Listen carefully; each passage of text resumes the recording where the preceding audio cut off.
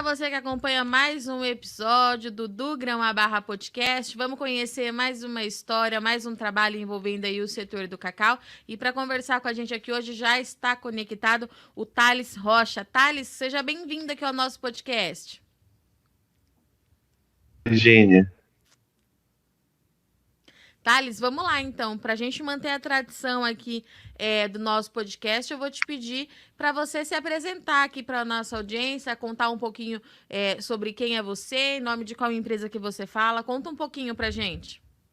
Ótimo. Então, eu me chamo Thales Rocha, sou engenheiro agrônomo, sou diretor e fundador da TFR Consultoria Agrícola. TFR é uma empresa especializada em consultoria de cacau, né? Eu sou filho de cacauicultor, sou a terceira geração, né? Então, meu avô era cacauicultor, meu pai é cacauicultor, e eu herdei também essa parte da cacauicultura. E comecei a trabalhar tecnicamente com cacau ali em meados de 2014, onde eu buscava melhorar a produção da lavoura lá de casa. Então, quando eu entrei na escola de agronomia, vi alguns processos que já se fazia em outras culturas que estavam mais tecnificadas e o cacau ainda com baixa tecnificação. Então, a partir daí, eu mergulhei, né, um pouco mais na cacauicultura, tecnicamente, buscando produzir as tão sonhadas 200 arrobas por hectare, né, 3.000 quilos na época, e ali começou o sonho. Então, a gente começou na área lá dos meus pais em 2014, uma área pequena, de 5 hectares. Depois, em 2015, tive o meu primeiro cliente e ali, a partir de 2017, a gente conseguiu chegar na produtividade. A gente começou na lavoura com 30 arrobas por hectare, foi desenvolvendo o trabalho, ela subindo gradativo. E em 2017, a gente conseguiu nossa primeira alta produtividade, que foi 204 arrobas por hectare, pouco mais de 3.000 quilos, né? Nesse meio tempo, a gente fundou a empresa, o CNPJ, propriamente dito, e começou a expansão. Hoje, a gente atua em 9 estados brasileiros com cacau, em 4 biomas, sendo os biomas tradicionais Mata Atlântica e Floresta Amazônica, e agora com especialidade muito grande na parte de áreas não tradicionais, sendo o semiárido e cerrado, né, que a gente começou trabalhos ali a partir de 2018, e hoje a gente vem nessa frente de implantações de áreas em larga escala em ambientes não tradicionais. E Thales, para a gente conhecer um pouquinho mais a sua história, onde que fica a produção da sua família? Ótimo. A área da minha família, ela fica localizada no Vale do Jiquiriçá, é uma cidade chamada Jiquiriçá mesmo, né? Leva o nome do vale, por conta do rio Jiquiriçá. Ela está na BR-420, que liga a BR-101 a 116. Então, ela fica entre Jaguaquara ali e Santo Antônio de Jesus, tá? Bem próximo do Baixo Sul. Te dá uma referência mais próxima à cidade de Valença ali, que é um ponto turístico que muita gente conhece, que é a parte do litoral. Muito bom. E Thales, me fala uma coisa, terceira geração, né? Quando que você descobriu que você gostaria de ficar no campo e mais do que isso, né? Manter a tradição com o cacau. Como é que foi quando você tomou essa decisão? O primeiro que o cacau, ele é uma paixão, né? O cacau apaixona, é uma cultura apaixonante. Então, desde cedo, a gente é acostumado já a começar a ajudar a família nos trabalhos, né? Então, desde cedo ali você já começa a ir na lavoura, ajudar a pegar um fruto ali, aqui, e vai crescendo dentro da lavoura. Então, eu cresci praticamente ajudando o meu avô, meu pai, principalmente na lavoura de cacau. Porém, como a gente era de família de pouca renda na época, a gente começou a estudar para querer sair, sonho de prestar concurso, né? Ter um emprego fixo. Então, comecei a estudar, estudei nível técnico. Depois disso, comecei a estudar para concurso e nesse meio tempo passei na faculdade de agronomia. Então, assim, eu já gostava muito da cultura do cacau, porém, nessas cidades pequenas não tinha muito espaço para trabalhar tecnicamente com cacau. Então você tinha que buscar sair da região para ter um trabalho com um nível maior, né, em relação à remuneração. Então eu fui estudar agronomia em 2013 e não pensava que ia voltar a trabalhar com cacau, apesar de ser apaixonado pela cultura. Se tinha ali naquela época ainda, que era uma cultura de gente quebrada, desculpa falar assim, mas por conta da entrada da vassoura lá na década de 80, ainda refletia na cultura de cacau nessa época de 2012, onde a gente estava num novo salto da cacauicultura. E a partir daí comecei a trabalhar num grupo de estudo na universidade com algumas multinacionais que tinham muita experiência em culturas no Vale do São Francisco, principalmente uva e manga. Então foi onde eu vi o nível de tecnologia aplicada na uva e manga e quis trazer para o cacau.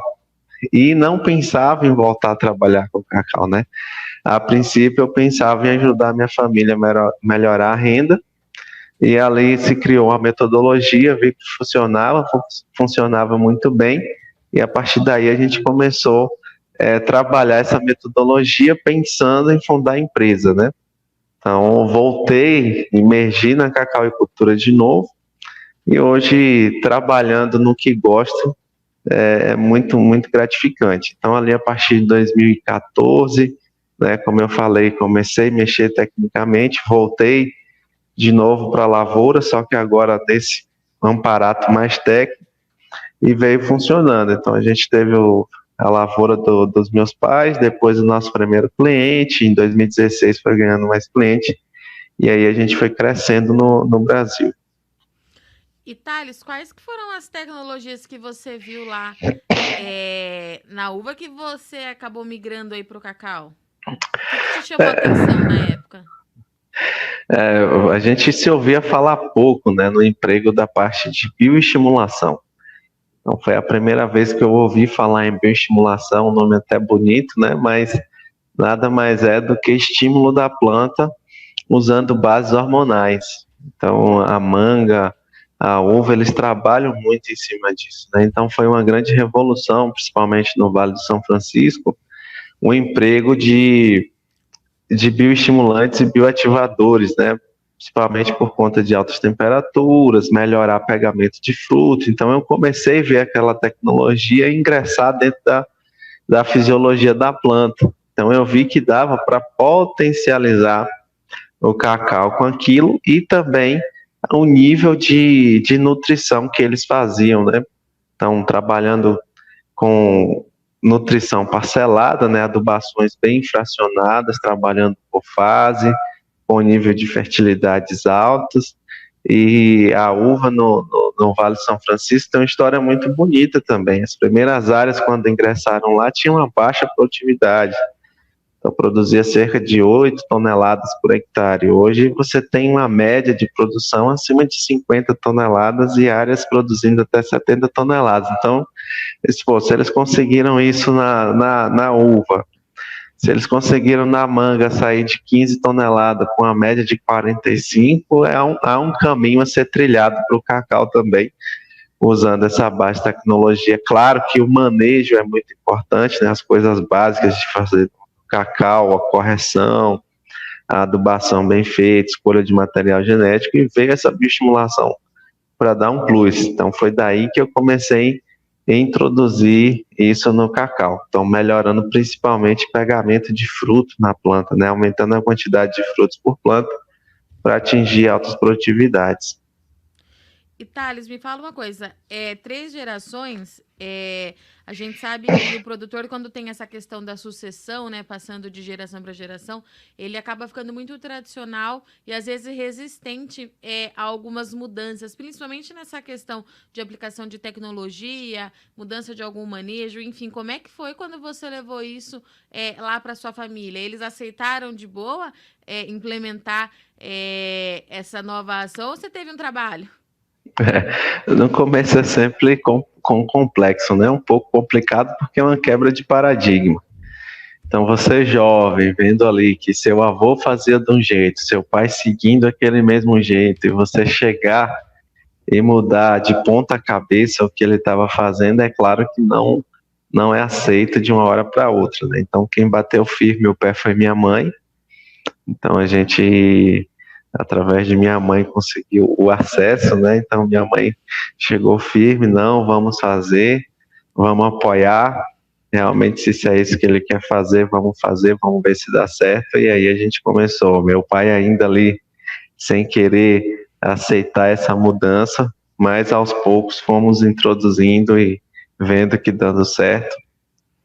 Mas entre quebrar essa barreira totalmente foi mais de 2 anos, né? Para se conseguir fazer na lavoura inteira, por exemplo. Então, a gente começou com uma parte, com 1 hectare, fazendo aquele tratamento, e depois foi evoluindo. Mas você tem um choque de realidade quando você traz uma coisa muito nova, né? Principalmente coisas que não se ouviam falar. Sim.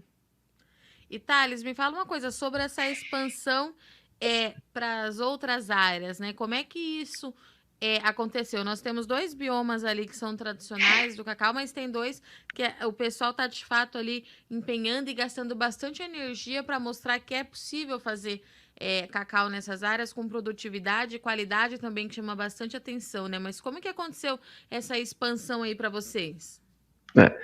Pois é, dentro da minha empresa, a gente começou, na verdade eu nem pensava que a gente ia crescer esse ponto, né, de atuar em nível nacional. Então, o sonho nosso era atuar ali em nível local, nas cidades mais próximas, e graças a Deus, pelo bom trabalho que a gente vinha executando, a gente começou a acessar clientes médios, né.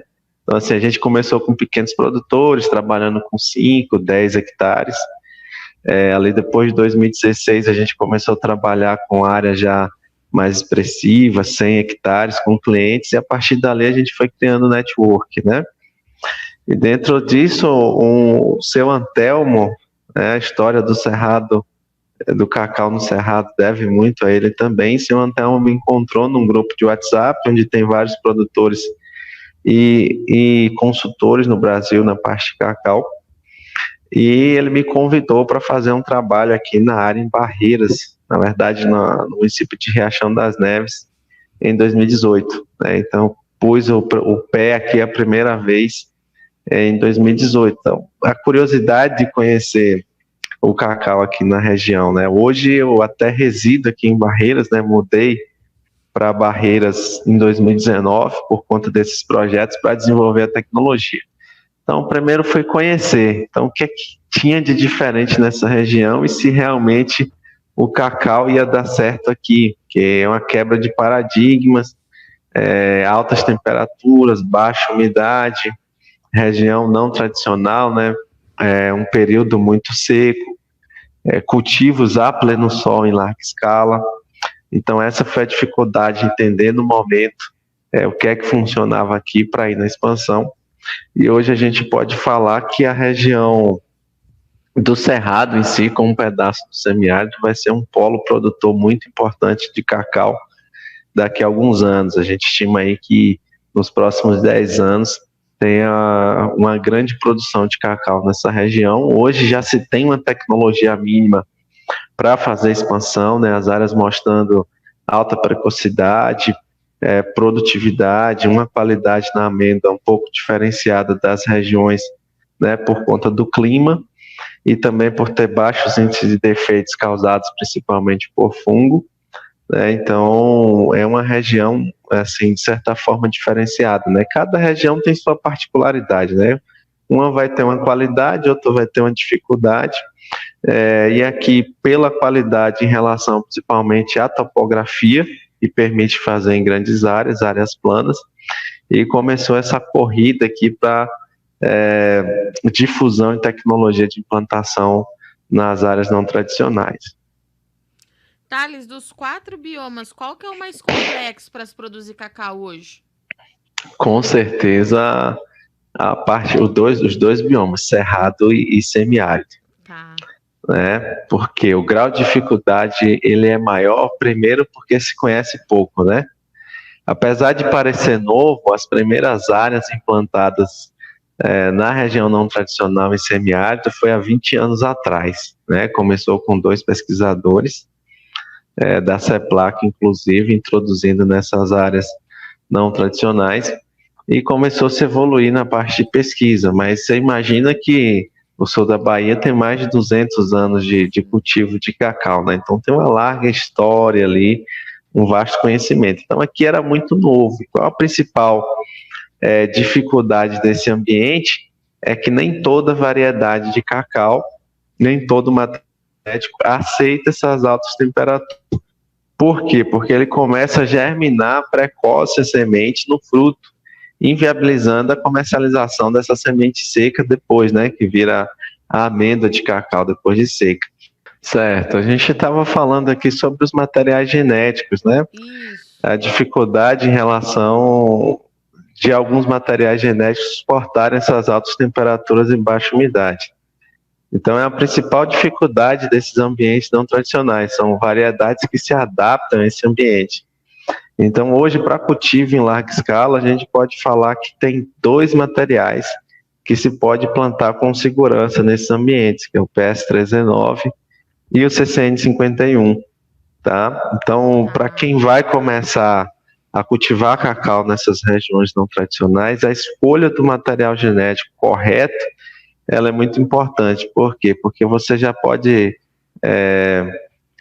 sair errado no projeto, né? O projeto já nascendo errado com base na escolha da variedade. Então, por conta dessas temperaturas altas aqui e umidades baixas num período do ano, né? Aí em torno de 4, 5 meses aí de alta temperatura e baixa umidade, a gente tem essa questão de germinação precoce e também formação de frutos um pouco menores do que na região tradicional, fora do período chuvoso. Então, você também tem diminuição do tamanho de frutos, principalmente no segundo semestre, tanto no cerrado quanto no semiárido, que isso pode dificultar um pouquinho a parte da produtividade. Então, você tem que compensar em um número de frutos maiores para poder atingir essas produtividades, tá? E Thales, você trouxe para a gente essa possibilidade que a gente vai ver essas 2 regiões, né, se tornando aí uma potência na produção. Os produtores rurais hoje dessas áreas, eles já entenderam essa oportunidade que o cacau está trazendo e mais do que isso, né, o setor de pesquisa aqui do Brasil também já entendeu essa necessidade, talvez, de se estudar a criação de novos materiais, de novas variedades? Bem, né, a parte privada, ela sempre sai na frente, né?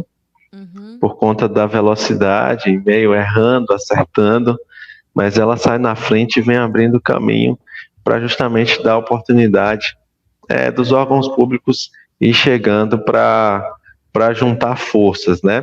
Então, hoje a gente tem parcerias com universidades, com o próprio órgão de pesquisa do cacau, que é a CEPLAC, né, junto com o Ministério de Agricultura, aqui próximo da gente, fazendo trabalhos em relação tanto teste de materiais genéticos, tanto observar também esse comportamento desses materiais aqui.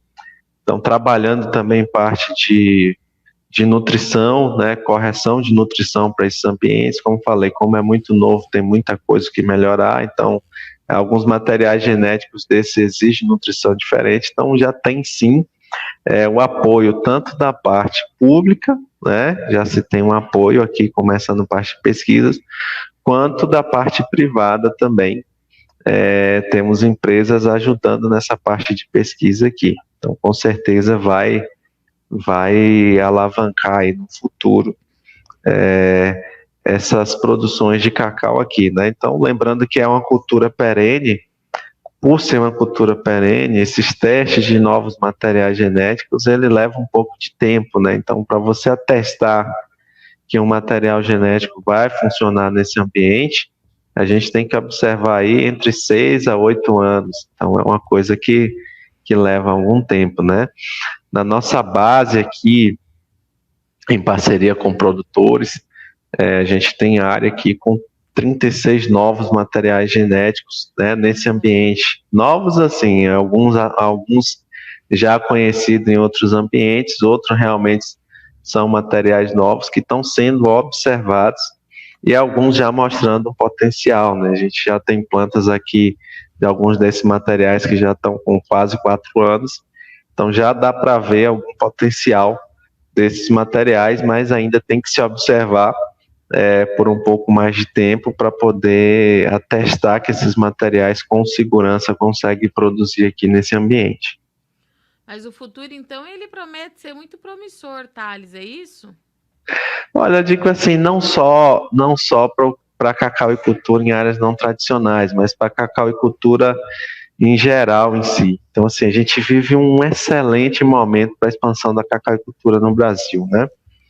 Primeiro, por conta das características do Brasil. Então, o Brasil ele tem esses benefícios de segurança, segurança jurídica, segurança ambiental. Então, assim, com todos os problemas ainda que se fala que o Brasil tem, mas ainda é um país que dá segurança a investidores, está investindo aqui no Brasil. E outro pelo momento que a cacauicultura ela vem passando. Então a gente está um bom momento desde a pandemia. Então a gente tem ótimos preços desde 2020, né?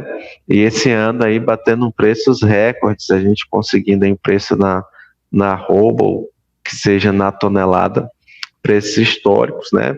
Chegando a próxima R$ 300 a arroba de cacau, isso é muito bom para quem cultiva, deixando uma margem muito boa.